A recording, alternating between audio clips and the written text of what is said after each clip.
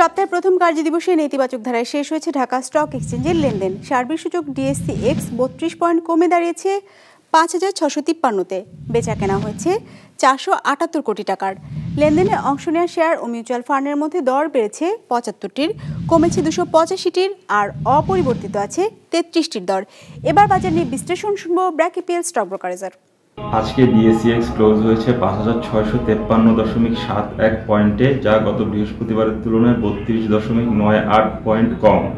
আজকে টার্নওভারের দিক থেকে মার্কেট নিম্নমুখী প্রবণতা প্রদর্শন করে, যা গত বৃহস্পতিবারের তুলনায় 8.5% কম।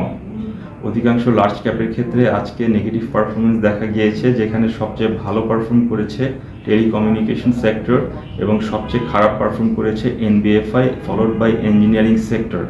আজকে টার্নওভারের দিক থেকে সবচেয়ে ভালো পারফর্ম করেছে pharmaceutical sector, followed by textile এবং ইঞ্জিনিয়ারিং সেক্টর। আজকে সবচেয়ে বেশি ট্রেডেড স্টক ছিল Asiatic Laboratories Limited, followed by Golden Sun Limited এবং সালভো কেমিক্যাল ইন্ডাস্ট্রিজ লিমিটেড।